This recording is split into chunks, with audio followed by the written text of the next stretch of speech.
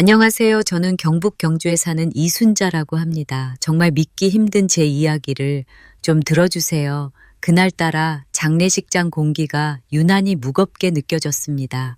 향냄새가 코 속 깊이 스며들었고 검은 옷을 입은 사람들의 발걸음 소리가 마치 장작불이 꺼져가는 소리처럼 건조하게 울렸습니다. 제 눈에는 눈물인지 분노인지 모를 것이 자꾸 번져서 세상이 뿌옇게 보였고 손끝은 얼음물에 담근 듯 시리고 떨렸습니다. 아들의 영정 사진 속 미소는 여전히 따뜻했지만 그 앞에 서 있는 며느리 얼굴은 마치 무표정한 석상 같았습니다. 울지도 않고 눈도 붉지 않은 그 표정이 왜인지 모르게 제 속을 서늘하게 훑고 지나갔습니다. 조문객들이 빠져나가고 잠시 조용해진 빈소구석, 저는 물 한 모금 마시려고 나갔다가 문틈 사이로 며느리의 낮은 목소리를 듣게 됐습니다. 이제 하나 남았어. 그 순간 제 심장이 쿵 하고 내려앉았습니다. 그 목소리는 웃음인지 비웃음인지 모를 묘한 울림이었고 마치 날카로운 송곳이 귀를 찌르는 것 같았습니다. 뭐라고 했어? 제가 숨을 죽이고 귀를 더 가까이 대니 옆에 있던 낯선 남자의 목소리가 들렸습니다. 조용히 해. 아직은. 순간 등골이 얼어붙는 느낌이 밀려왔습니다. 아직은? 무슨 뜻이지? 하나 남았다는 게 설마. 손이 덜덜 떨려 핸드폰을 쥔 채 심장이 귀까지 뛰는 소리가 들렸습니다. 그리고 그 자리에서 저는 결심했습니다. 이건 경찰에 알려야 한다고 떨리는 손으로 100미를 눌렀습니다. 신호음이 이어지는 동안 제 입술은 바짝 타들어갔고 숨은 가쁘게 오르내렸습니다. 여기 장례식장인데요. 지금 무서운 얘기를 들었습니다. 그때 뒤에서 스르륵 발소리가 제게 다가왔습니다. 저는 얼른 핸드폰을 가슴에 숨기고 뒤돌았습니다. 그곳엔 며느리가 서 있었습니다.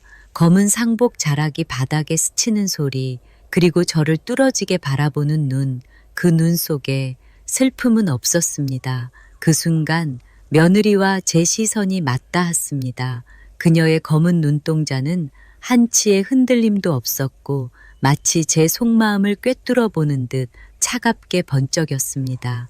빈소 안, 향냄새가 더 짙어졌는지 목이 타들어가는 느낌이 들었고 제 귀에는 멀리서 울리는 연불 소리가 점점 낮고 느리게 가라앉는 것만 같았습니다. 어머니, 방금 누구랑 통화하셨어요?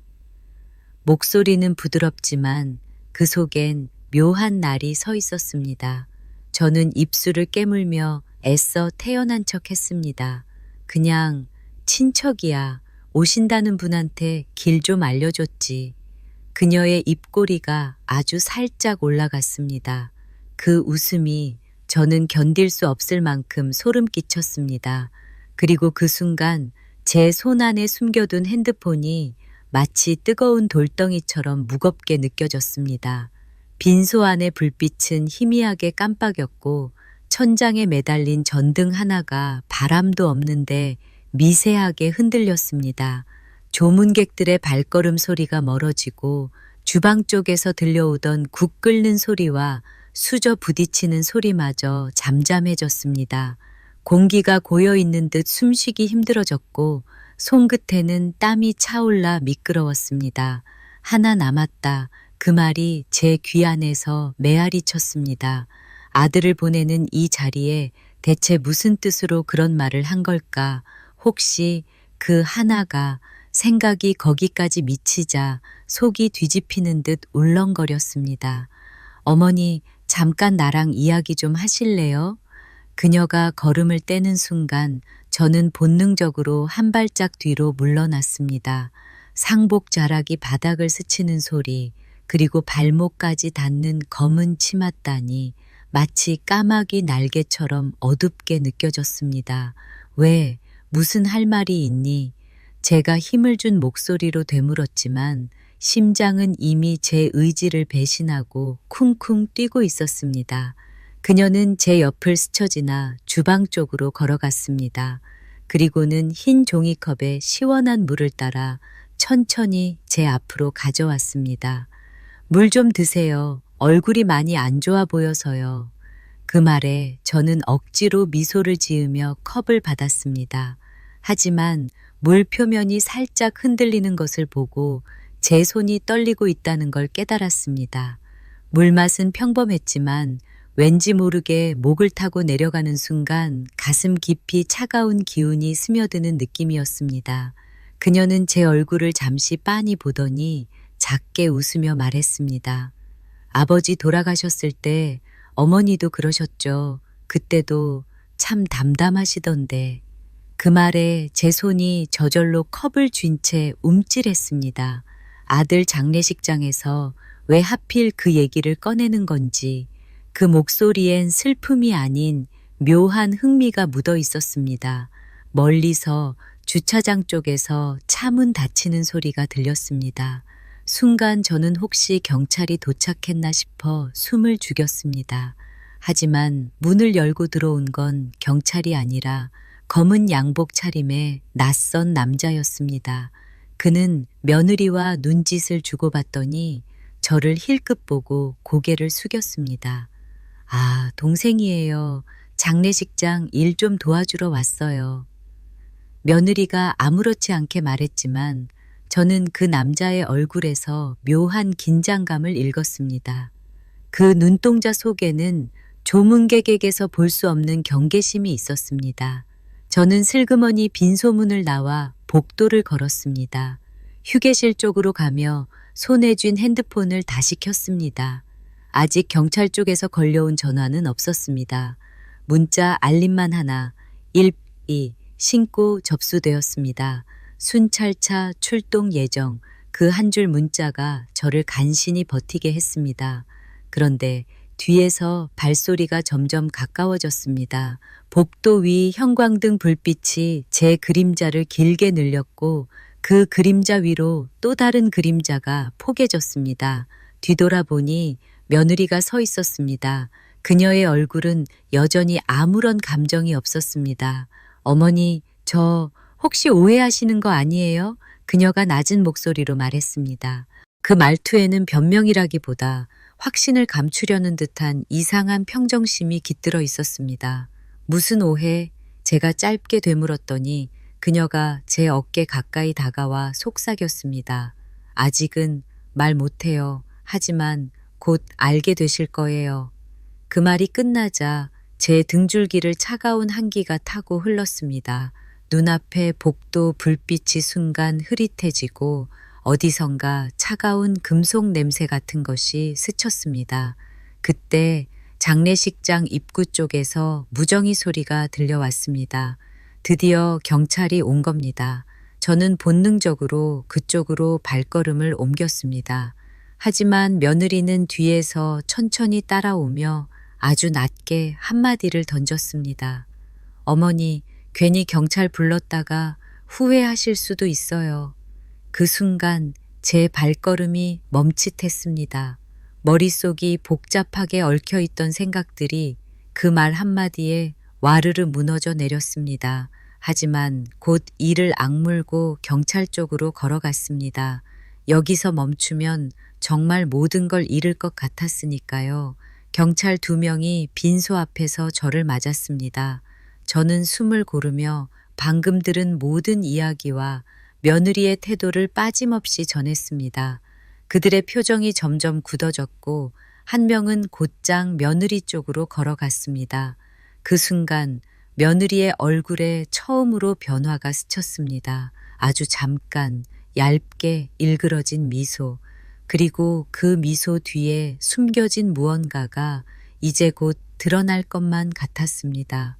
경찰 2명이 빈소 안으로 들어서자 향냄새에 익숙지 않은 듯 미묘하게 찡그린 표정을 지었습니다. 그 순간 묘한 안도감이 스쳤습니다. 이제야 나를 믿어줄 누군가가 왔다는 생각 때문이었습니다. 신고하신 분이 어르신이십니까? 키가 큰 경찰이 제 앞에 서서 물었습니다. 그 목소리는 단호했지만 예의가 배어 있었습니다. 저는 깊게 숨을 들이마신 뒤 최대한 침착하게 대답했습니다. 예, 제가 들었습니다. 며느리가 이상한 말을 했어요. 아들 장례식장에서 이제 하나 남았다고. 경찰의 눈빛이 잠시 흔들렸습니다. 그 짧은 말 속에 담긴 무게를 바로 알아챈 듯 했습니다. 그들은 고개를 끄덕이고는 곧장 며느리 쪽으로 시선을 돌렸습니다. 며느리는 여전히 검은 상복 차림, 손에 향을 쥐고 영정 앞에 서 있었습니다. 그 표정은 슬픔이라기보다 마치 무언가를 마무리하는 사람의 얼굴처럼 담담했습니다. 혹시 잠깐 말씀 좀 나눌 수 있을까요?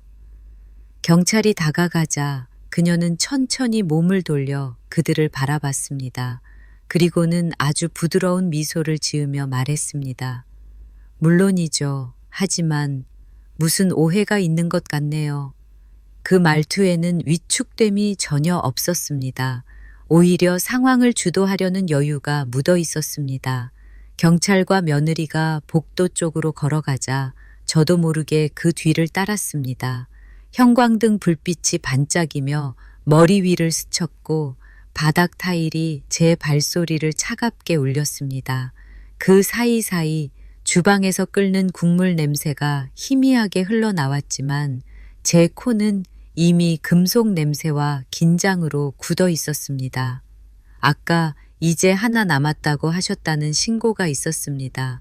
혹시 무슨 뜻인지 설명해 주시겠어요? 경찰이 묻자 그녀는 고개를 갸웃하며 한 손으로 상복의 허리끈을 고쳐 메었습니다.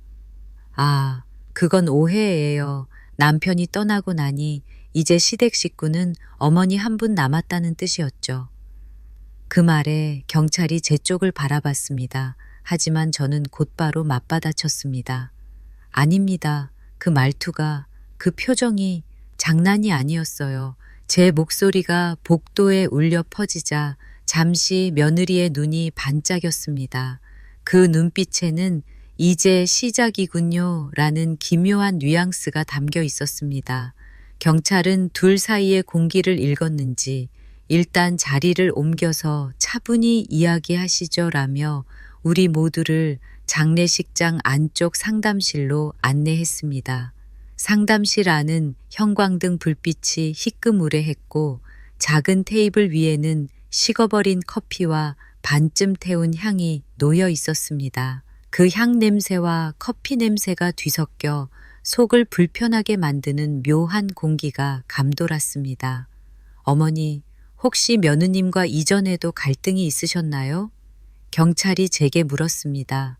저는 잠시 망설였지만 지금 말하지 않으면 더 큰일이 날 것 같아 천천히 고개를 끄덕였습니다. 네, 최근 몇 달간 아들하고 며느리가 돈 문제로 자주 다퉜습니다. 그리고 아들이 죽기 전 며느리가 이상하게 차분했어요. 그 말을 들은 경찰의 표정이 미묘하게 굳어졌습니다. 하지만 며느리는 조금도 동요하지 않고 오히려 제 말을 받아쳤습니다. 그건 어머니 생각이시죠. 사람이 충격을 받으면 오히려 울지도 못하는 법이에요. 그녀의 목소리는 차분했지만 그 차분함이 오히려 제 숨을 막아왔습니다. 제 귀엔 그 말 뒤에 숨겨진 나는 알고 있다는 기운이 느껴졌습니다. 경찰은 양쪽 이야기를 들으며 수첩에 무언가를 적었습니다. 그 필기 소리가 사각사각 마치 제 심장 박동과 박자를 맞추듯 울렸습니다. 그리고 그 순간 한 경찰의 무정의가 울렸습니다. 팀장님, 사망 원인 부검 결과 일부 나왔습니다. 혈액에서 약물이 검출됐습니다. 그 한마디에 공기가 얼어붙었습니다. 제 숨이 멎은 듯 가슴이 쿵 내려앉았고 머리카락이 곤두서는 느낌이 들었습니다. 약물이라니 무슨 말입니까? 제가 떨리는 목소리로 묻자 경찰은 곧바로 시선을 며느리에게로 돌렸습니다. 그녀는 순간 눈썹이 아주 살짝 꿈틀했지만 곧 아무 일 없다는 듯 의자를 끌어앉았습니다. 그리고는 저 모릅니다. 남편이 스스로 복용했을 수도 있잖아요. 라고 말했습니다. 그 말은 너무도 담담했고 그 속에 증거 있냐는 뉘앙스가 숨겨져 있었습니다. 그날 밤 경찰은 며느리에게 간단한 참고인 조사를 위해 동행을 요청했습니다. 그녀는 잠시 저를 바라봤습니다. 그 눈빛엔 분명 경고가 담겨 있었습니다. 어머니, 이제 후회하게 될지도 몰라요. 그 말이 귓가에 남아 경찰차가 멀어질 때까지 제 발목을 붙잡고 있었습니다. 차가 장례식장 주차장을 빠져나갈 때 머플러 소리가 어둠 속으로 사라졌습니다. 빈소는 다시 조용해졌지만 그 조용함 속엔 향 냄새와 함께 보이지 않는 칼날 같은 긴장이 숨어 있었습니다. 저는 영정 앞에 서서 아들의 사진을 바라봤습니다. 사진 속 미소가 오늘따라 더 슬퍼 보였습니다. 그리고 제 가슴 속엔 확신이 자리 잡았습니다. 이건 절대 우연이 아니다. 며느리를 태운 경찰차가 사라진 뒤 장례식장 앞 주차장은 적막에 잠겼습니다. 차가운 밤 공기가 목덜미를 훑고 내려갔고 바람결에 흩날린 향 냄새가 한층 더 매캐하게 코를 찔렀습니다. 마치 그 냄새 속에 무언가 숨겨진 듯 숨쉬기조차 불편해졌습니다. 저는 빈소 안으로 돌아왔습니다. 흰 국화들이 가득 꽂힌 영정 앞 아들의 사진 속 미소는 여전히 변함없었지만 오늘은 그 웃음 뒤에 서린 피로와 그늘이 보이는 듯 했습니다. 너 뭔가 알고 있었구나. 제 속에서 웅크린 분노가 천천히 고개를 들었습니다. 조문객들은 하나둘 자리를 떠났고 남은 건 친척 몇 명과 장례식장 직원들 뿐이었습니다. 그들의 발걸음 소리, 수저 부딪히는 소리, 그리고 주방에서 끓는 국물 소리가 희미하게 울려 퍼졌지만 제 귀에는 모든 소리가 멀리서 들리는 것 같았습니다. 그때 제 핸드폰이 진동했습니다. 번호는 모르는 번호. 통화를 받자마자 차가운 남성의 목소리가 흘러나왔습니다. 어르신, 경찰입니다. 며느님 진술이 끝났는데 좀 특이한 얘기를 해서요. 제 심장이 콩 하고 내려앉았습니다. 뭐라던가요? 며느님 말로는 사망 전날에 아드님이 누군가한테 협박을 받았다고 하더군요. 그리고 그날 밤 집에서 큰 소리가 났다고도 했습니다. 그 순간 저는 숨이 막혔습니다. 그 얘기는 처음 듣는 내용이었고 아들에 대해 며느리만 알고 있던 부분이었습니다. 근데 이상한 건 경찰의 목소리가 잠시 끊기더니 그 소리 이후로 남편이 방에서 나오지 않았다고 합니다. 그날 이후 며느님은 그냥 잔 거고요. 그게 말이 돼요? 제 목소리가 복도 끝까지 울려 퍼졌습니다. 그날 며느리는 대체 무얼 했단 말입니까? 그날 밤 경찰은 장례식장을 나와 아들의 집을 수색했습니다. 저는 따라가고 싶었지만 발인 준비 때문에 자리를 비울 수 없었습니다. 빈소 안은 어느새 깊은 밤의 냄새로 가득했습니다.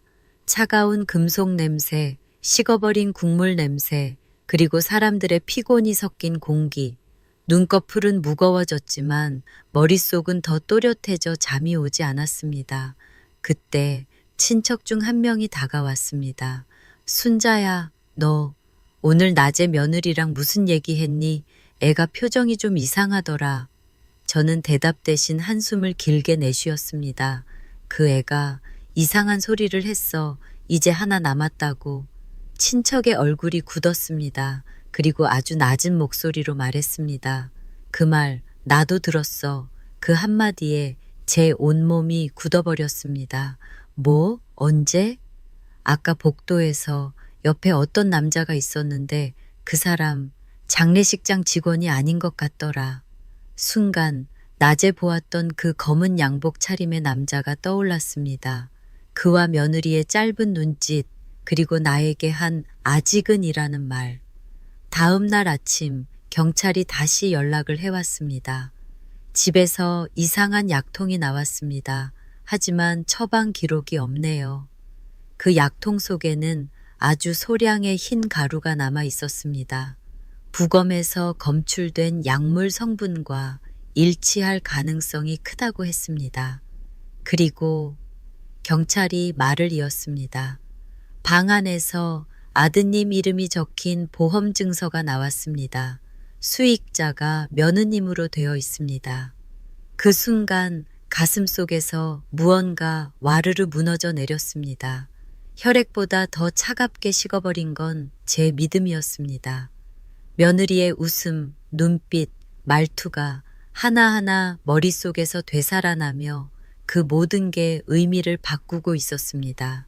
발인 전날 밤 며느리가 장례식장으로 돌아왔습니다. 경찰 조사 후에도 그녀의 표정은 변함없었습니다. 오히려 전보다 더 여유로워 보였습니다. 저는 참다 못해 그녀를 불렀습니다. 나랑 얘기 좀 하자. 그녀는 고개를 끄덕이고는 빈소 옆 조용한 회의실로 따라왔습니다. 형광등 불빛이 그녀의 얼굴을 희미하게 비췄습니다. 왜 그랬어? 제 목소리는 떨렸지만 그 떨림 속엔 분노가 실려 있었습니다. 어머니, 또 오해하시네요. 그녀는 작은 웃음을 지었습니다. 저는요, 그냥 상황을 기다리고 있을 뿐이에요. 무슨 상황? 곧 다 알게 되실 거예요. 그 순간 창문 밖에서 경찰차 사이렌 소리가 들려왔습니다. 그 소리가 마치 새로운 문이 열리는 신호처럼 느껴졌습니다. 창문 너머로 울려 퍼지는 경찰차 사이렌 소리는 밤 공기를 가르며 날카롭게 파고들었습니다. 그 소리가 가까워질수록 제 심장도 덩달아 쿵쾅거렸습니다. 마치 어둠 속에서 무언가가 조용히 다가오는 발소리 같았습니다. 문 앞에서 멈추는 타이어 마찰음과 함께 차문이 열리는 소리가 들렸습니다. 그리고 곧 무정이에서 흘러나오는 짧은 지시어들, 형광등 아래 며느리는 여전히 표정을 바꾸지 않았습니다. 오히려 제 눈을 천천히 바라보며 입술 끝을 살짝 올렸습니다. 왔네요. 그녀가 아주 낮게 그러나 또렷하게 중얼거렸습니다. 잠시 뒤 경찰 2명이 회의실 문을 열었습니다. 그들의 얼굴에는 긴장과 단호함이 섞여 있었습니다. 며느님, 지금 다시 조사해야 할 사안이 생겼습니다. 동행해 주시죠. 그녀는 짧게 고개를 끄덕이며 자리에서 일어났습니다. 그 순간 제 안에서 조심스럽게 쌓아왔던 의심이 확신으로 바뀌는 소리를 들은 듯 했습니다. 경찰이 그녀를 데리고 나가려던 그때 한 형사가 제게 다가와 낮은 목소리로 말했습니다. 방금 제보가 들어왔습니다. 사망 당일 밤 집 근처에서 며느님과 어떤 남성이 다투는 장면을 봤다는 목격자가 있습니다. 그 말에 저는 숨이 턱 막혔습니다. 머릿속에서 낮에 보았던 검은 양복 차림의 남자가 떠올랐습니다. 그리고 그와 며느리가 나눴던 짧지만 의미심장했던 시선 교환.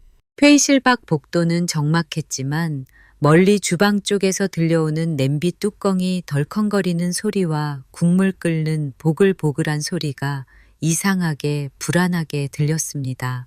마치 그 소리 속에 누군가의 속삭임이 섞여 있는 듯 했습니다. 저는 며느리가 경찰과 함께 걸어가는 모습을 뒤에서 지켜봤습니다. 그녀의 상복 자락이 바닥을 스치는 소리, 검은 치맛단의 규칙적인 흔들림이 묘하게 위협적으로 느껴졌습니다. 그녀가 문 앞에 다다랐을 때 갑자기 걸음을 멈추더니 뒤돌아 제게 말했습니다. 어머니, 오늘 밤 조심하세요. 그 한마디가 등골을 타고 식은땀이 번지는 신호탄이었습니다. 경찰차가 장례식장 앞을 떠나고 빈소에는 다시 고요가 찾아왔습니다. 하지만 그 고요는 결코 평온이 아니었습니다. 바람 한 점 없는 복도, 형광등 불빛이 살짝 깜빡이며 길게 늘어진 그림자를 만들고 있었습니다. 그때 복도 끝에서 누군가 천천히 걸어오는 발소리가 들렸습니다. 낯선 신발 굽소리, 조문객들이 신는 슬리퍼 소리와는 분명히 달랐습니다. 그 그림자가 가까워지자 저는 본능적으로 한 발 물러섰습니다. 그리고 나타난 건 낮에 봤던 그 검은 양복 차림의 남자였습니다. 어르신, 저를 좀 믿어주셔야 합니다. 그가 낮고 조심스러운 목소리로 말했습니다. 누구세요? 제 목소리가 떨렸습니다. 전 며느님의 오랜 지인입니다. 그날 밤 집에 있었던 것도 사실입니다. 하지만 전 아무 짓도 하지 않았어요. 오히려 말리고 있었죠. 그의 눈빛에는 절박함이 담겨 있었지만 저는 쉽게 믿을 수 없었습니다. 그럼 왜 그 자리에 있었어요? 왜 말도 안 하고 숨어 있었죠?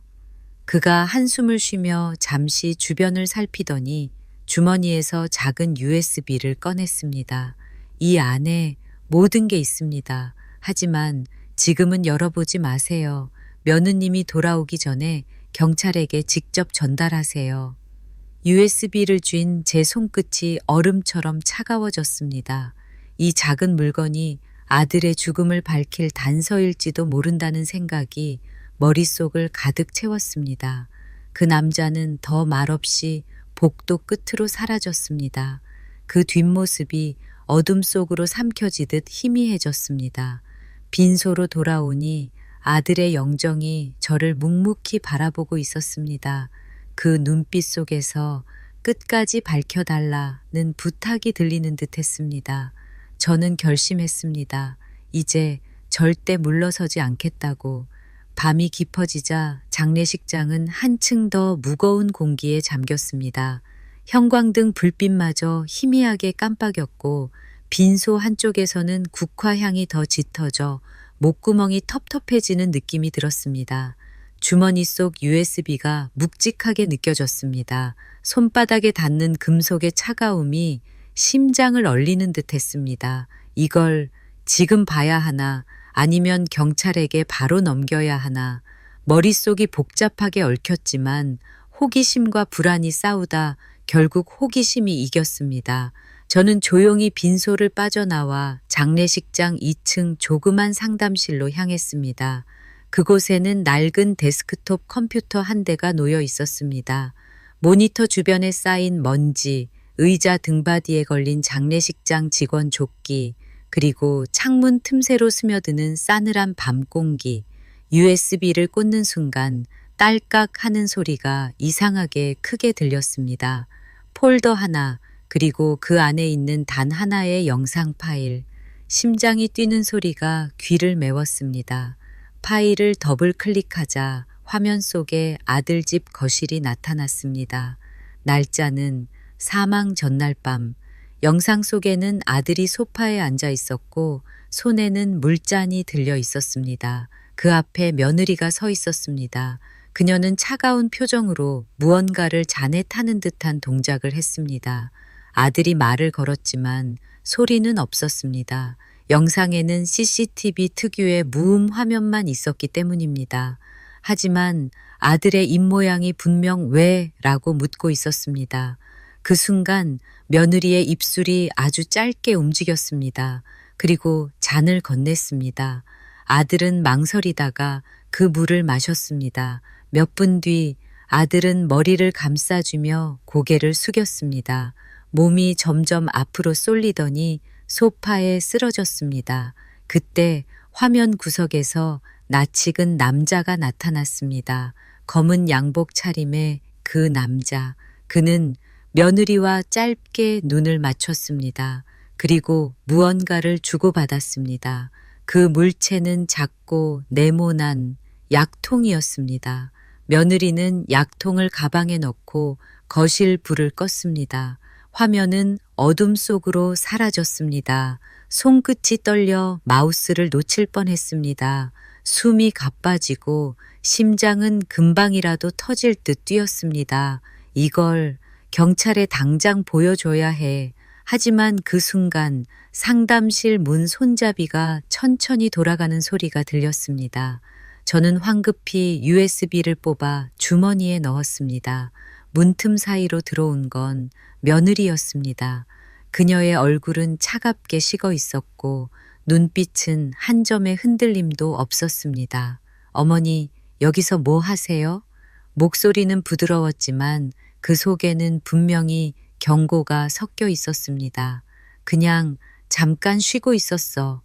제가 애써 평정을 가장하며 대답하자 그녀는 한 발 다가와 의자 등받이에 손을 얹었습니다. 그 손끝이 제 어깨 바로 뒤에 닿을 듯 가까웠습니다. 밤이 길죠. 어머니도 이제 편히 쉬셔야 할 텐데. 그 말에 등골을 타고 서늘한 한기가 흘렀습니다. 그녀가 방을 나간 뒤에도 그 한기는 오래도록 사라지지 않았습니다. 그날 새벽 저는 경찰에게 전화를 걸어 USB를 직접 전달하겠다고 했습니다. 하지만 경찰이 오기 전 복도에서 또다시 낯선 발소리가 들렸습니다. 문을 열어보니 검은 양복에 그 남자가 서 있었습니다. 그는 급히 제 손을 잡고 말했습니다. 지금 당장 이곳을 떠나세요. 그녀는 여기서 끝낼 생각입니다. 그 말에 숨이 멎는 듯 했습니다. 뒤돌아본 빈소 쪽 영정 사진 뒤로 스치는 검은 그림자가 보였습니다. 그 남자의 손이 내 손목을 꽉 움켜쥐는 순간 손끝이 얼음처럼 차가웠습니다. 그 차가움이 마치 내 피 속으로 흘러들어 심장까지 얼리는 것 같았습니다. 어서요. 시간이 없습니다. 그의 목소리는 낮았지만 숨소리에 묻은 긴박함이 숨길 수 없었습니다. 복도 끝 형광등 불빛이 하나씩 꺼져가고 있었습니다. 바닥 타일 위로 길게 드리워진 그림자가 마치 살아 움직이는 뱀처럼 꿈틀거렸습니다. 멀리서 들려오는 발소리는 일정하지 않았습니다. 때로는 빠르게, 때로는 느리게, 그리고 그 속도가 점점 우리 쪽으로 다가오고 있었습니다. 우리는 장례식장 옆 비상계단으로 향했습니다. 금속 난간이 손바닥에 차갑게 달라붙었고 계단 아래쪽에서 올라오는 묘하게 축축한 냄새가 폐 속으로 스며들었습니다. 벽 틈새에 맺힌 물방울이 톡톡 떨어지는 소리가 그 정막 속에서 유난히 크게 울렸습니다. 그녀가 오기 전에 밖으로 나가야 합니다. 그 남자가 낮게 말했습니다. 당신 도대체 누구예요? 왜 이런 걸 알고 있는 거죠? 내 목소리는 떨렸지만 눈은 그를 놓치지 않았습니다. 그는 잠시 숨을 고른 뒤 대답했습니다. 저는 그날 현장에 있었습니다. 하지만 죽게 하려던 건 제가 아니었습니다. 계단을 내려가던 중 아래쪽에서 또 다른 발소리가 들렸습니다. 우리는 본능적으로 멈춰 섰습니다. 그 발소리는 단단한 구두굽이 바닥을 두드리는 소리였고 그 규칙적인 리듬 속에 이상한 무게감이 있었습니다. 그림자가 계단 아래쪽에서 올라왔습니다. 검은 상복 치맛단 그리고 차갑게 빛나는 눈, 며느리였습니다. 어머니, 어디 가시나요? 그녀의 목소리는 나직했지만 그 속엔 분명한 날이 숨어 있었습니다. 나는 뒤로 한 걸음 물러났습니다. 손바닥에 땀이 차올라 난간이 미끄러웠습니다. 그만해라. 이제 다 알아. 내 목소리가 떨렸지만 그 떨림 속엔 분노가 실려 있었습니다. 그녀는 계단을 한 계단씩 올라왔습니다. 발끝이 계단 모서리를 스칠 때마다 딱딱 하고 울리는 소리가 심장을 찌르는 듯 했습니다.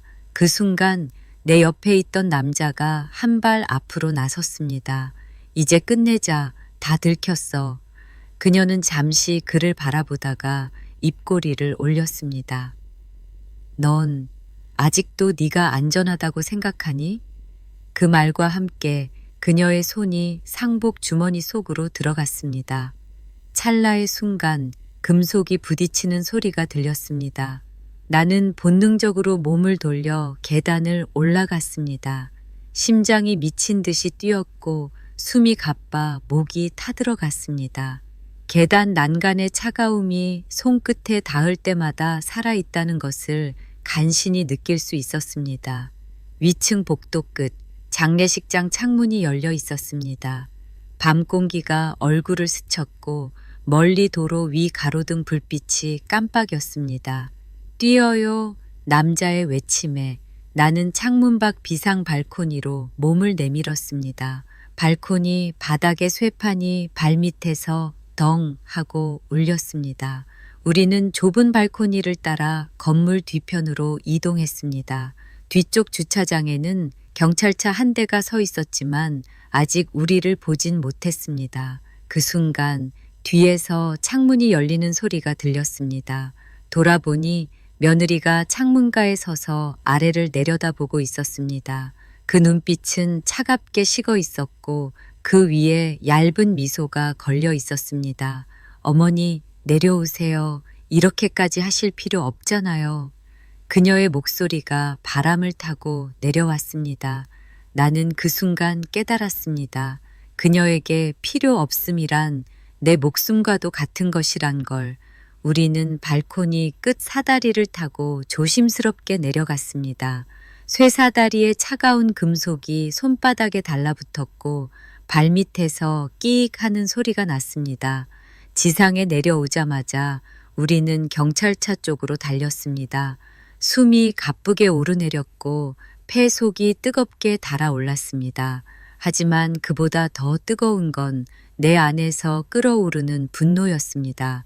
경찰에게 USB를 건네는 순간 손끝의 떨림이 멈추지 않았습니다. 형사는 진지한 표정으로 그것을 받아들고 곧바로 차 안으로 들어갔습니다. 멀리서 장례식장 2층 창가에 며느리가 서 있는 것이 보였습니다. 그녀는 두 손을 창틀에 올린 채 조용히 나를 내려다보고 있었습니다. 그 눈빛 속에는 두려움도 당황도 없었습니다. 오히려 이제 시작이라는 듯한 확신이 번지고 있었습니다. 나는 그 눈빛을 똑바로 마주보며 속으로 중얼거렸습니다. 끝까지 가보자. 너와 나 둘 중 하나만 남을 때까지. 경찰차 안 노트북 화면에 USB가 연결되었습니다. 형사의 손끝이 키보드를 두드릴 때마다 차 내부에 짧고 날카로운 딸깍 소리가 울렸습니다. 그 소리가 마치 내 심장 박동과 박자를 맞추는 것 같았습니다. 어르신, 여기 앉으세요. 형사가 조수석을 내주며 영상을 재생했습니다. 화면 속 거실 한가운데 앉아있는 아들, 손에 들린 물잔, 그리고 그 앞에 서 있는 며느리, 차가운 표정으로 무언가를 자넷하는 그녀의 모습이 조명 아래 선명하게 드러났습니다. 영상은 음성이 없었지만 그 입모양만으로도 대화의 흐름이 느껴졌습니다. 아들의 왜? 라는 질문, 그 뒤를 잇는 그녀의 짧은 대답, 그리고 건네진 물. 아들이 잔을 비운 뒤 천천히 몸을 움켜쥐고 쓰러지는 장면, 그리고 화면 구석에서 등장한 검은 양복 차림의 남자, 두 사람이 주고받는 약통, 형사의 표정이 굳어갔습니다. 조명에 비친 그의 눈빛이 날카롭게 빛났습니다. 이 정도면 체포영장 바로 신청 가능합니다. 형사의 말에 숨이 가빠졌습니다. 손끝에서 땀이 흘러내려 허벅지를 적셨습니다. 그때 무정위에서 소리가 터졌습니다. 112 장례식장 쪽 긴급 상황 발생, 의심자 도주 시도. 형사와 나는 동시에 창밖을 보았습니다. 멀리 주차장 끝 검은 상복 자락이 바람에 날리며 달려가는 모습이 보였습니다. 그녀였습니다. 차에서 내리세요. 형사가 문을 열자마자 뛰쳐나갔습니다. 나는 그 뒤를 쫓았습니다. 밤 공기가 폐 속으로 날카롭게 파고들었고 가로등 불빛이 발걸음을 쫓듯 반짝였습니다. 장례식장 뒷길로 접어드는 순간 한기와 습기가 뒤섞인 냄새가 코를 파고들었습니다. 아스팔트 위에 맺힌 빗방울이 발밑에서 찹찹 소리를 냈습니다. 그녀는 골목 끝에서 갑자기 멈춰 섰습니다. 뒤돌아본 얼굴은 이상하리만큼 평온했습니다. 어머니, 그 영상 끝까지 보셨나요? 그녀의 목소리가 어둠 속에 번졌습니다. 나는 대답 대신 이를 악물었습니다. 네가 한 짓이야. 이제 다 끝났어. 그녀는 얇게 웃었습니다. 끝난 건 아버님이 돌아가셨을 때였어요. 그날부터 이미 모든 건 결정돼 있었죠. 그 말 속에서 내가 알지 못했던 또 다른 비밀이 스멀스멀 기어 나오는 듯 했습니다. 형사가 그녀에게 다가가 손목을 잡으려는 순간 그녀가 재빨리 가방 속에서 무언가를 꺼냈습니다. 작고 은빛으로 반짝이는 칼, 형광등 불빛을 받아 번뜩였습니다. 나는 본능적으로 앞으로 나섰습니다. 그만둬, 더는 하지 마. 그녀의 눈동자가 짧게 흔들렸지만 곧 다시 차갑게 굳었습니다. 어머니, 저는 절대 혼자가 아니에요. 그 말이 끝나자 골목 반대편에서 또 다른 발소리가 들렸습니다. 어둠 속에서 나타난 건 검은 양복 차림의 남자였습니다. 그가 손에 들고 있는 것은 또 하나의 USB. 그는 나를 향해 고개를 끄덕였습니다. 이건 첫 번째 영상입니다. 첫 번째 영상? 그 순간 등골을 타고 한기가 내렸습니다. 지금까지 본 건 사건의 일부였던 겁니다. 형사가 재빨리 무전으로 지원을 요청했고 순찰차 불빛이 골목을 붉게 물들였습니다. 그 붉은 빛 속에서 며느리의 얼굴이 선명하게 드러났습니다. 그 표정은 여전히 포기하지 않은 자의 표정이었습니다. 어머니, 진짜 이야기는 아직 시작도 안 했어요. 그녀의 목소리가 내 귀를 파고들었습니다. 형사가 그녀를 제압하자 그녀의 입가에 짧은 미소가 걸렸습니다. 그리고 그 미소가 내 기억 속에 깊게 새겨졌습니다. 그날 밤 나는 경찰서로 향했습니다. 남자가 건넨 첫 번째 영상 USB를 형사에게 직접 전달하기 위해서였습니다. 이제 모든 퍼즐 조각이 맞춰질 시간이라고 믿었지만 마음 한구석에서는 알 수 없는 불안이 계속 꿈틀거렸습니다. 경찰서 조서실의 공기는 눅눅했습니다. 형광등이 치익하고 한 번 깜빡이고 다시 차갑게 빛났습니다. 나는 금속 의자의 찬 기운을 허벅지로 느끼며 손바닥 땀을 손수건에 조심스레 닦았습니다. 옆방에서 무정이 소리가 간헐적으로 터졌고 커피 자판기에서 흘러나온 탄 냄새가 목구멍을 거칠게 긁고 지나갔습니다. 형사가 USB를 노트북에 꽂았습니다. 딸깍, 이제 숨길 수 없겠지. 어르신, 준비되셨죠? 예, 틀어주세요. 화면이 켜졌습니다. 어두운 주차장, 노란 가로등, 비가 잔뜩 내려 마른 듯 반짝이는 바닥, 카메라는 차 안 대시보드, 어디쯤에 붙어 있는지 시야가 고정돼 있었습니다. 날짜 표시는 아들 사망 이틀 전 밤, 운전석 쪽 문이 열리고 며느리가 먼저 탔습니다. 검은 마스크를 턱 밑으로 내린 채 핸드폰 화면을 짧게 확인하더니 거칠게 숨을 몰아쉬었습니다. 곧이어 조수석 문이 열리고 검은 양복의 남자가 들어와 앉았습니다. 소리가 있었습니다. 이번 영상엔. 오늘은 예행 연습이야. 그녀의 목소리는 낮고 단단했습니다. 용량, 시간, 반응, 오차 없게. 혹시 실패하면? 남자의 목소리가 떨렸습니다. 실패는 없어. 둘 중 하나라도 남기면 끝이야. 그녀는 백색의 작은 약포를 손가락으로 튕기듯 흔들었습니다. 플라스틱이 부딪히는 마찰음이 또렷했습니다. 하나는 내일, 하나는 장례 마지막 날. 그녀가 남자를 바라보며 위십수를 아주 얇게 말았습니다. 이제 하나 남았어. 알겠어?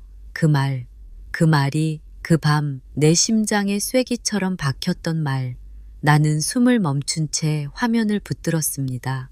영상 속 그녀는 구체적인 동선, 시간표, 사람들의 움직임을 담담하게 암기하듯 읊었습니다. 거실, 물컵, 약통, 조명 스위치, 그리고 상복 안쪽 주머니. 남자는 끄덕이기만 했습니다. 형사가 멈춤을 눌렀습니다. 방 안공기가 갑자기 무겁게 가라앉았습니다. 어르신, 여기까지도 충분히 중합니다. 그런데 뒤에 더 있습니다. 영상은 두 번째 장면으로 넘어갔습니다.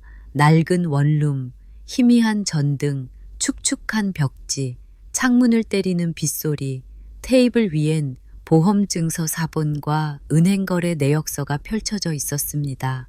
며느리의 손이 그것들을 천천히 정리하고 남자의 앞에 밀었습니다. 남은 대출 이걸로 끝내. 그리고 어머니 거는 장례 끝나고. 남자가 고개를 들었습니다. 굳이 왜 거기까지? 그 사람이 있는 한 모든 건 되돌아가. 나는 이제 뒤로 안 가. 그녀의 음성이 낮아졌습니다. 부서진 유리처럼 날카롭고 서늘했습니다. 나는 의자에서 살짝 몸을 앞으로 숙였습니다. 그 사람이 누구요? 내가 묻자 형사가 리모컨을 움켜쥔 채 눈빛만 내게로 돌렸습니다. 영상 안에서 그녀가 대답했습니다. 어머니. 형사는 즉시 일시정지를 눌렀습니다. 화면 속 그녀의 입술 모양이 또렷하게 어머니에 멈춰 있었습니다. 내 손끝이 얼음처럼 식어갔습니다. 숨이 내 목젖에 걸려 나가지 않았습니다. 그녀에게 나는 마지막 하나였습니다. 정말로. 형사가 조심스럽게 물었습니다. 며느님, 어르신에 대해 강한 적의를 드러내는 발언이네요. 혹시 과거에 큰 충돌이? 나는 멍하니 벽시계를 보았습니다. 초침이 딱딱하고 가슴을 밟듯 움직였습니다. 충돌이라. 나는 떠올렸습니다.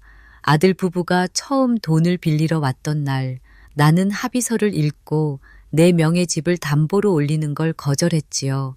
그날 며느리는 아무 말이 없었지만 그 눈동자는 깊고 길었습니다. 그리고 그로부터 몇 달 뒤 나는 아들에게만 몰래 생활비를 쥐어줬습니다. 그게 그녀에게는 배신으로 보였을까요? 영상은 세 번째 장면으로 넘어갔습니다. 장례식장 비상계단 CCTV, 우리 셋이 부딪히던 바로 그 장소, 거기에 시간표가 덧입혀져 있었습니다. 누군가 영상을 편집하며 빨간 표시로 동선을 그려둔 듯 했습니다. 여기서 압박, 여기서 유도, 여기서 마무리. 며느리의 손가락이 화면 바깥을 짚으며 말했습니다. 형사가 재생을 멈추고 파일 목록을 확인했습니다. 방 안의 형광등이 파일명 위로 작은 빛의 파편을 뿌렸습니다. 영상까진 확인하지 않겠습니다. 영장은 방금 발부됐고 변호인 입회 전에 결정적 장면은 수사팀에서 공식 절차로 나는 손을 들었습니다. 저 봐도 됩니까? 형사는 잠깐 머뭇거리더니 천천히 고개를 끄덕였습니다. 어르신이 원하시면 제가 옆에 있겠습니다. 화면이 바뀌었고 영상이 열렸습니다. 어두운 복도, 장례식장 옆 작은 휴게실, 의자가 두 개 마주보고 놓여 있습니다. 문틈으로 흘러들어오는 노란빛, 그 사이에 며느리가 앉아 있었습니다. 상복 소매를 접으며 낮고 또렷하게 연습하듯 말했습니다. 어머니, 괜히 경찰 불렀다가 후회하실 수도 있어요. 그녀가 입꼬리를 올립니다. 이제 하나 남았어. 그녀는 핸드백에서 짤막한 은빛 칼을 꺼냈다가 다시 천천히 집어넣었습니다. 그 시연이 마치 식전 리허설이라도 되는 듯 자연스러웠습니다. 그리고 마지막에 카메라를 슬쩍 보며 속삭였습니다. 보여요? 준비됐죠? 화면이 꺼지고 방 안은 다시 현재로 돌아왔습니다. 나는 입술을 깨물었습니다. 피 맛이 아주 살짝 올라왔습니다. 혀끝에 철맛이 퍼졌습니다. 형사가 노트북을 덮었습니다. 철심이 닿는 소리가 툭 하고 컸습니다. 결정적입니다. 공모, 계획, 실행 의사, 게다가 흉기 시연 다 있습니다. 나는 고개를 끄덕였지만 마음 한켠이 여전히 공허했습니다. 왜 나였을까? 내가 마지막 하나가 되어야 했던 이유, 돈 때문만은 아니었습니다. 그 눈빛은 더 깊은 데서 올라왔으니까요. 형사가 자리를 떴고 나는 복도 끝 자판기 앞 의자에 잠시 앉았습니다. 천장이 낮아서인지 호흡이 가빠졌습니다. 커피 구멍에서 흘러나온 뜨거운 김이 얼굴을 스쳤습니다. 잠깐 눈을 감았습니다. 그때 내 이름을 부르는 소리가 들렸습니다. 어머니, 눈을 뜨자 유치장 면회실로 안내하는 문 앞에 검은 양복의 남자가 서 있었습니다. 구치소로 넘기기 전 잠깐의 대질 면담. 형사가 옆에서 고개를 끄덕였습니다. 짧게 하십시오. 보호관 앞에서. 유리 칸막이, 전화기 2대. 나는 수화기를 천천히 들었습니다. 며느리가 맞은편에 앉았습니다. 얼굴은 피곤했고 눈 밑 그늘이 깊었습니다. 하지만 눈동자만큼은 여전히 맑고 차가웠습니다. 왜 그랬니? 내 목소리는 낮게 깔렸습니다. 대체 왜? 그녀가 잠시 나를 바라봤습니다. 그리고 아주 작게 웃었습니다. 어머니는 기억 못 하시겠죠? 뭘? 처음 우리 집에 오셨던 날 남편한테만 봉투를 쥐어주던 손, 그리고 뒤돌아서며 하신 말, 내가 지켜야 한다. 나는 숨을 들이켰습니다. 내 말, 내 행동이 그녀에게 어떤 모양으로 박혔는지 그제야 보이는 듯 했습니다. 나는 아들을 지키려 했고 그녀는 자신을 내버려 두었다고 느꼈겠지요. 그리고 아들의 빚과 파산, 집안의 균열, 그 끝에 그녀는 나를 마지막 하나로 세웠습니다. 그래도 그럴 순 없었어. 나는 수화기를 더 세게 쥐었습니다. 너는 사람을, 그녀가 말을 잘랐습니다. 사람을 살리려면 누군가는 사라져야 해요. 저는 제 삶을 살리고 싶었을 뿐. 전화선이 미세하게 지직거렸습니다.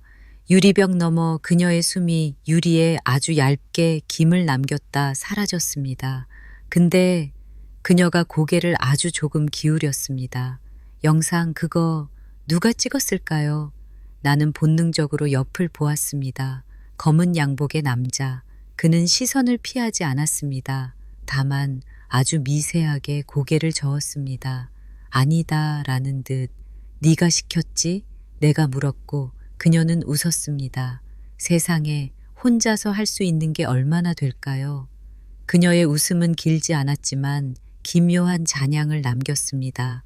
면회 종료 벨이 울렸고 경찰이 그녀를 일으켜 세웠습니다. 그녀는 돌아서며 마지막으로 나를 똑바로 보았습니다. 어머니, 진짜 마지막은 늘 예고 없이 와요. 문이 닫혔습니다. 철문이 포개지는 소리가 복도의 공기를 두 겹으로 접었습니다. 나는 의자에 앉은 채 한동안 자리에서 일어나지 못했습니다. 햇빛이 창문 틈으로 비스듬히 들어와 바닥 타일을 길게 잘라놓고 있었습니다. 낮과 밤의 경계가 발끝에 걸려 있었고 나는 그 경계를 넘어갈 준비가 되었는지 스스로에게 물었습니다. 형사가 다가왔습니다. 어르신, 오늘 중으로 구속영장 청구됩니다. 공모 혐의에 대해서도 동석한 남자의 진술을 추가로 확보하겠습니다. 검은 양복의 남자는 멀리 복도 끝 벤치에 앉아 있었습니다. 두 손을 가지런히 모으고 고개를 숙인 채 가만히 있었습니다. 나는 천천히 그에게 다가갔습니다. 왜 도왔어? 그가 천천히 고개를 들었습니다. 눈빛은 무겁고 오래된 돌처럼 칙칙했습니다. 처음엔 빚 때문이었습니다. 나도 끌려 들어갔죠. 그런데 어느 순간 이게 선을 넘는다는 걸 알았습니다. 그래서 찍었나. 언젠가는 필요할 거라 생각했습니다. 누군가 살아남으려면 기록이 있어야 하니까요. 나는 짧게 숨을 쉬었습니다. 남은 건 없나. 그가 주머니에서 작은 봉투 하나를 꺼내 내 손에 쥐어줬습니다. 영갈색 종이봉투. 봉투 입구는 스테이플러로 2번 꿰매져 있고 펜으로 삐뚤게 적힌 글자 하나 손끝이 떨려 봉투를 그 자리에서는 열지 못했습니다. 형사가 다가와 증거물 접수 절차를 안내했습니다. 나는 고개를 끄덕이고 봉투를 건넸습니다. 이것도 같이 보세요. 경찰서 밖으로 나오자 바람에 섞인 비의 냄새가 코끝을 스쳤습니다. 하늘은 옅게 듯 했지만 멀리 바다 쪽 구름은 아직 검었습니다. 나는 벤치에 앉아 두 손을 무릎 위에 포겠습니다. 손가락 마디 사이로 낮은 햇살이 스며들었습니다. 그때 휴대폰이 떨렸습니다. 번호 없는 메시지, 단 한 줄. 끝났다고 생각하시면 안 돼요. 등줄기를 타고 서늘한 물이 내려오는 듯 했습니다. 발끝이 아주 천천히 식었습니다. 나는 화면을 꺼버리고 깊게 숨을 들이켰습니다. 공기 속엔 젖은 흙냄새와 멀리 어시장 쪽에서 날아온 짭짤한 내음이 섞여 있었습니다. 연한 햇빛이 눈썹에 닿아 간지리듯 따뜻했습니다. 집으로 돌아가는 택시 안 창밖 풍경이 뒤로 미끄러졌습니다. 편의점 앞 노란 간판, 빨래가 덜 마른 듯 흔들리는 베란다 수건, 신호등 밑에서 서성이는 사람들의 그림자, 모두가 제자리로 돌아가는 듯 보였지만 내 안의 시간은 아직 멈춰 있었습니다. 아들 영정 속 미소가 불쑥 떠올랐습니다. 그 미소 뒤로 숨어 있던 피로와 그늘, 그리고 내가 오래 놓치고 있던 신호들. 문을 열고 집 안에 들어서니 현관의 공기가 차가웠습니다. 슬리퍼를 끌며 거실로 들어가 커튼을 조금 열었습니다. 햇빛이 먼지 알갱이를 비추며 공중의 작은 별들을 만들었습니다. 부엌에서 물이 끓는 소리가 낮게 났고 얼그레이 티백을 컵에 넣자 자몽 같은 씁쓸한 향이 올랐습니다. 한 모금, 혀끝에 둥글게 번지는 쓴맛, 그 쓴맛이 목을 타고 내려가 가슴께 어디쯤에 둥근 돌처럼 자리 잡았습니다. 탁자 위 달력에 오늘 날짜를 천천히 동그라미 쳤습니다. 그리고 아주 작은 글씨로 적었습니다. 나는 살아남았다. 펜 끝이 종이를 살짝 눌렀고 그 눌림이 손끝을 타고 팔, 어깨, 등을 지나 등뼈 어딘가에 정착하는 느낌이 들었습니다. 나는 숨을 길게 뱉었습니다. 소파 등받이에 등을 붙이고 눈을 감았습니다. 그때 문틈에서 우편물이 툭 하고 떨어지는 소리가 났습니다. 작은 카드 한 장, 흰 봉투, 보낸 이 없음. 나는 봉투를 들어 부엌 조명 아래로 가져갔습니다. 손끝에 종이의 거친 감촉, 부엌 시계가 딱 하고 한 칸 움직였습니다. 봉투 안에 들어있던 건 열쇠 하나와 메모 한 줄. 셋째도 기억해요. 숨이 멎었습니다. 열쇠 모양은 장례식장 상담실 서랍 열쇠와 닮아 있었습니다. 나는 급히 휴대폰을 들어 형사에게 메시지를 보냈습니다. 지금 어떤 봉투가 왔습니다. 전송 완료 알림이 띠링 하고 울렸습니다. 나는 현관문을 등지고 서서 천천히 호흡을 가다듬었습니다. 햇빛이 거실 바닥을 조금 더 넓게 덮었습니다. 그럼에도 내 발목에는 얇고 차가운 그림자가 여전히 감겨 있었습니다. 나는 눈을 감고 속으로 중얼거렸습니다. 끝났다고 생각하지 말자. 마지막 하나는 언제나 예고 없이 온다. 거실 시계의 초침이 다시 한 칸 움직였습니다. 집 안 공기가 아주 미세하게 흔들렸습니다. 나는 두 손을 가만히 포겠습니다. 그리고 기다렸습니다. 누군가의 노크가 들릴지도 모른다는 느낌을 놓지 않은 채 창밖 매미 소리가 왠지 오늘은 더 멀리서 들렸습니다. 빛은 조금 기울었고 바람은 문틈을 스치며 한 줌의 서늘함을 남기고 지나갔습니다. 나는 천천히 눈을 떴습니다. 그리고 조용히 다음 페이지를 마음속에서 넘겨놓았습니다. 아직 하나가 남아 있으니까.